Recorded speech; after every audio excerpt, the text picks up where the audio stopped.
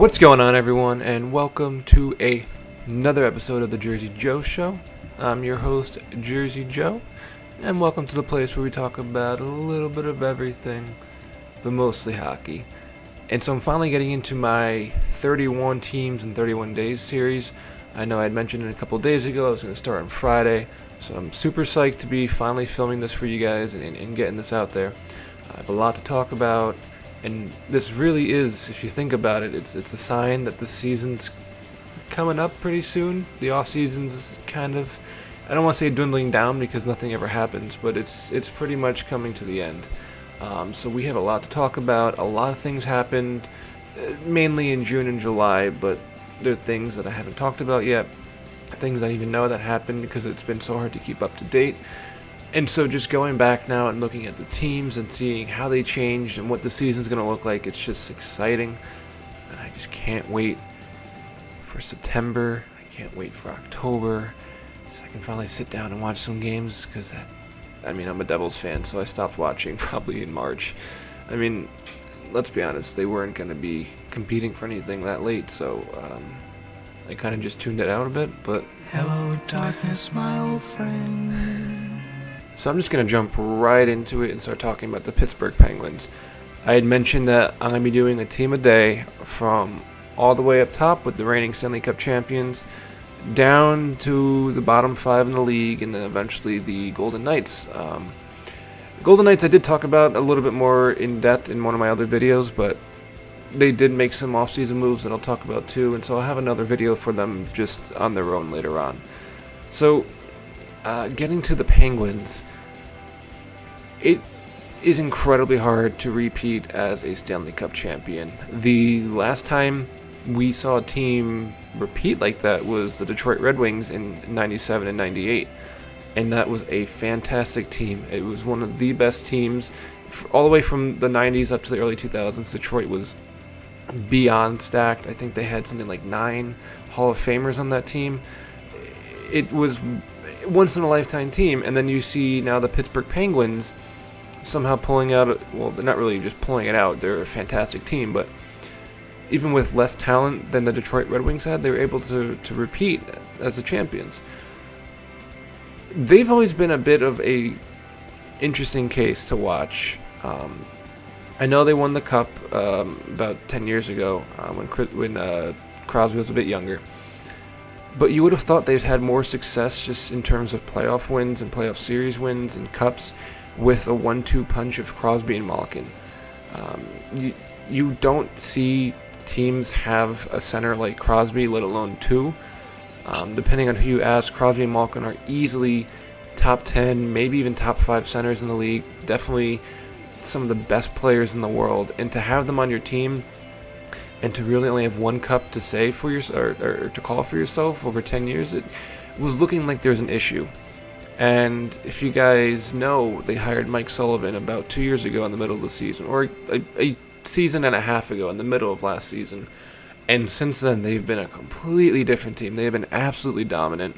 They've won 2 cups. There's no sign of them stopping. The only difference is now they've had a much different offseason than they did the previous season. So coming off of last year's Cup win, there really wasn't that much that changed between the 2016 team and the 2017 team. They really kept the core the same. They didn't really make too many moves. They made some depth changes. They made some different changes, on the blue line, but nothing as significant as what went on this offseason. So just to recap what went on this current offseason, a lot of things have actually happened. The biggest one is obviously the departure of Marc-Andre Fleury. He was picked up in the expansion draft by Vegas. Then Pittsburgh picked up Ryan Reeves, Matt Hunwick, and Antti Niemi in order to fill the hole left by Fleury. And everyone is saying it, no matter what way you look at it, Niemi is a downgrade from Fleury. There's no way you can sit there and try to make a rational argument for why Niemi is any way nearly as good as Fleury. He's just not. He's not a starting goaltender. He's a serviceable backup, which is fine because they have Matt Murray. But there's a lot of questions there in terms of their goalie situation. So I'll talk a little bit about that later. But just going down the line of different departures too, they lost Trevor Daley to Detroit. They lost Kunitz. They've lost Matt Cullen, Nick Bonino. This is a huge amount of their core just either going to a different place or getting traded, or they can't sign it because of cap issues. There's just a lot more going on than there was last season. And so what's going to happen with the role that Chris Kunitz used to play on Sidney Crosby's wing? Chris Kunitz is a 4-time Stanley Cup champion, 3 of them with Pittsburgh, and 3 of them with Crosby. And they've been kind of an inseparable pair for a number of years now. And while he's not a fantastic player in his own right, the highest point total he's had is a 61-point season about 4 or 5 years ago.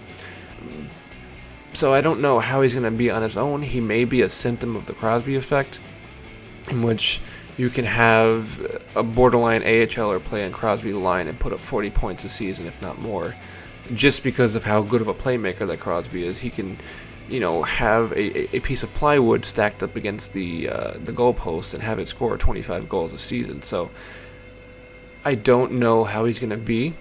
I don't know if a new winger is going to have the chemistry with Crosby that Kunitz used to have.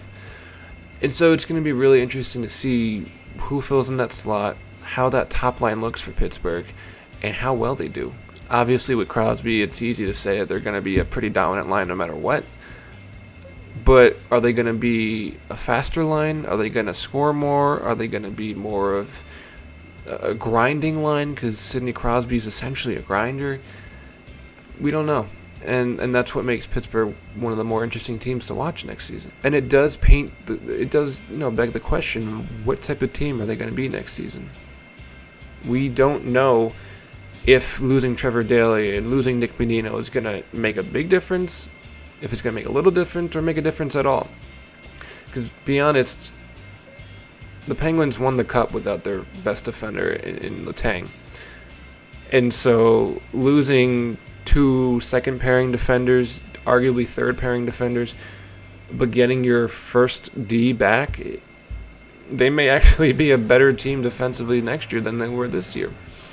And so that's what I mean when I say that the Penguins are interesting. I think they should have had a lot more success. I think the team that we're seeing now that has won these 2 cups is the team that we should have been seeing for the past 6, 7, 8 years. I'm glad they're finally able to reach that top, reach that pinnacle, that they've finally reached their potential. But man, has it been a long time coming. And so one question I have is, who's going to fill in that third C slot that was originally filled by Nick Bonino? He got picked up by Nashville on a massive contract, and they're now trying to figure out where are they going to find that scoring center again? Who's going to slot in that line with maybe Hagelin or even Kessel, or who's going to center that line and act as just this anchor for it, and I mean that in a good way, like just who's going to keep that line together like Nick Bonino did. And it's a question that not many people know the answer to. I think they're going to see a lot of up-and-comers, a lot of guys from the AHL. They're going to have Carter Rowney trying to fill that slot in. It's going to be a really interesting battle for that third C slot next year. But again, I have to ask, does it really matter when you're 1 and 2 Cs or Crosby and Malkin? You could have 2 plywoods as your third and fourth centers, and you would still make it pretty damn far in the playoffs with that 1-2 punch. So I'm looking at the Penguins being another dominant team next year, maybe another Stanley Cup even. There are a couple of teams I do think have improved and have the potential to be better than the Penguins. But Crosby is just on another level these past 2 seasons, and Malkin is showing no signs of slowing down. And you have a brand new starting goalie in Matt Murray, and if he stays healthy, we haven't even seen his true potential yet. He could be top 5 goalie in the league if he stays healthy. His numbers are showing it. He's just constantly getting hurt. And so if they see a lot of Niemi playing next year because Murray's hurt, they're going to have some issues. But as long as you're having Murray, you have Chris Letang back, you have Malkin, Crosby, and you have Kessel, the sky's the limit for this team. So I'm calling it now. They're going to at least go to the Eastern Conference Finals, and probably compete for the cup again. There's no way this team is going to be dropping off, even with the departures they've had this season. And so that's the Pittsburgh Penguins in today's 31 and 31. Stay tuned for a lot more of these because I got 30 more to go. I'm going to be having one every single day for the next month until the next season starts. So again, have a great one, guys, and let's go Devils.